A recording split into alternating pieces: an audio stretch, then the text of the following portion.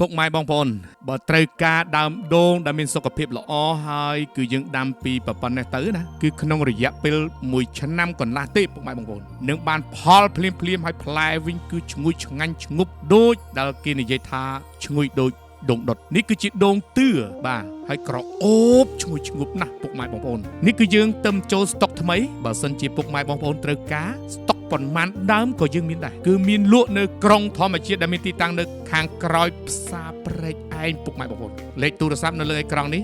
អត់ពិបាកទេមកឥឡូវនេះទៅបាទកំងឥឡូវនេះទៅណាកុំឲ្យតម្លៃវាចេះតែ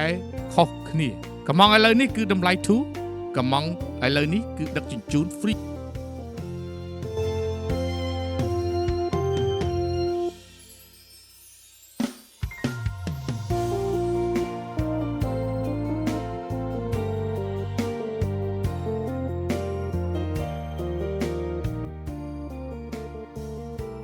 ខ្ញុំចង់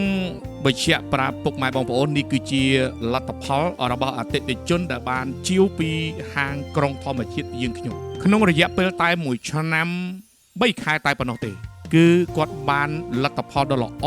ជាទីកប់ចិត្តដែលគាត់បានជាវនៅដូងទឿក្រអូបបាទពីហាងក្រុងធម្មជាតិយើងនេះគឺជាលទ្ធផលជាក់ស្ដែងបាទគឺមិនមែនជប់ឬក៏ AI បាទសម្រាប់ប្រាប់ទៅដល់ពុកម៉ែបងប្អូនដែលកំពុងតែទស្សនានៅវីដេអូ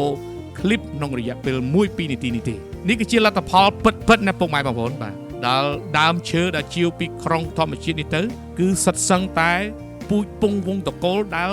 មានតាមចំនួនហើយគឺដឹងតែធានាដុះ 100% តែម្ដងបាទកុំឲ្យឱកាសនេះកន្លងផុតទៅចង់បានប៉ុន្មានដើមក៏យើងមានដែរដឹកជញ្ជូនបាទគឺអ្នកជំនាញទៅដាំដោយផ្ទាល់តែម្ដងបាទនេះគឺជាលទ្ធផលបាទសូមអរគុណបាទ